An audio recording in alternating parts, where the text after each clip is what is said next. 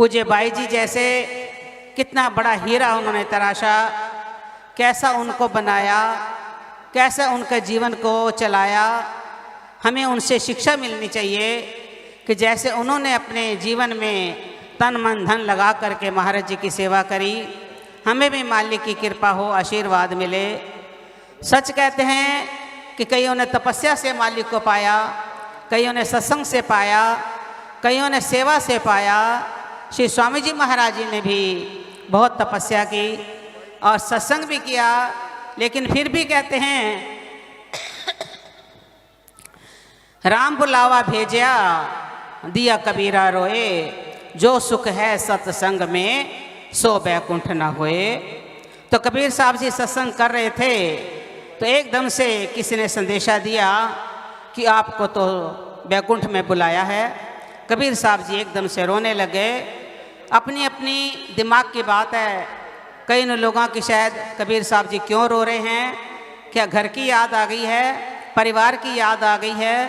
कहने लगे नहीं, मुझे कुछ भी याद नहीं है, मुझे तो रोना ये आ रहा है जो सुख सत्संग में मिल रहा है मुझे, जिसको पाने के लिए देवता स्वर्ग में रहते हुए भी तरसते हैं कि हमें भी इस लोक में भेजे तो हम मालिक का सत्संग करें।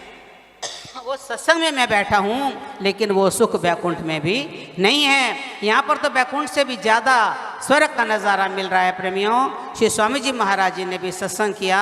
ऐसे ही छोटी सी बात है, एक बार विश्वामित्र जी और वशिष्ठ जी इकट्ठे बैठे, आपस में बहस हो गई।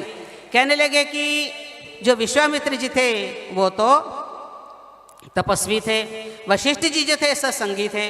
अब उन्होंने कहा कि वशिष्ठ जी कह रहे हैं सत्संग बड़ा है, विश्वामित्र जी कह रहे हैं कि तपस्या बड़ी है। आपस में बहस होने लगी। कहने लगे ऐसा तो कुछ भी पता नहीं चलेगा क्या चीज़ बड़ी है, चलो ब्रह्मा जी के पास चलते हैं। ब्रह्मा जी ने कहा कि आप कैसे आए, महाराज हमें बताइए तपस्या बड़ी है या सत्संग बड़ा है। कहने लगे मैं तो काम नहीं कर सकता, क्योंकि मेरा काम तो है सृष्टि को बनाना, मैं नहीं बता सकता। विष्णु जी के पास जाओ। विष्णु जी ने यही कहा कि मैं इसका फैसला नहीं कर सकता, क्योंकि मेरा काम है केवल पब्लिक को, केवल दुनिया को, केवल जो संसारी हैं संसार का पालनहार करना। शिव जी के पास गए, उन्होंने कहा मैं केवल संहार कर सकता हूँ, मैं ये फैसले नहीं कर सकता। आखिर कहाँ जाएं? फिर वो गए, कहते हैं इसका फैसला तो शेषनाग करेंगे। तो धरती में शेषनाग जी के पास गए, महाराज हमारा फैसला करो, सिर के ऊपर धरती खड़ी है, ऐसा करो एक घड़ी का फल दे दो, मैं सोचने का टाइम दे दो। विश्वामित्र जी ने एकदम से कह दिया मैंने जितनी तपस्या करी है सारा फल देता हूँ, धरती माता एक घड़ी के लिए खड़ी हो जा। लेकिन एक घड़ी क्या, एक सेकंड, एक आधी घड़ी भी नहीं रुक सकी, धरती डोल गई। एकदम से उन्होंने कहा वशिष्ठ जी आप अपने ऊपर लीजिए। वशिष्ठ जी ने दूर से कह दिया अगर मैंने सच्चे मन से सत्संग किया है तो ये धरती माता तू खड़ी हो जा। धरती माता एकदम से खड़ी हो गई। तो शेषनाग जी ने कहा कि देखो फैसला हो गया, सत्संग का फल। तभी तो कहते हैं तात स्वर्ग अपवर्ग सुख धरिए तुलाए के अंग, तूल न ताए मिले जो सुख लव सत्संग। जो सत्संग में सुख मिलता है, आप लोगों को बहुत सत्संग मिलता है। ऐसे ऐसे महान पुरुष, सत्संग क्या है, महापुरुषों का संग मिल जाना, अच्छे लोगों का संग मिल जाना तो सत्संग हो जाता है। आप लोग बड़े भाग्यशाली हो, ये सत्संग आपको मिलता रहे, गुरु महाराज जी के चरणों का ध्यान मिलता रहे। श्री स्वामी जी महाराज जी ने आप लोगों को मालिक के साथ जोड़ा, पूज्य बाई जी ने जोड़ा। आप लोग बड़े उत्तम भाग वाले हो।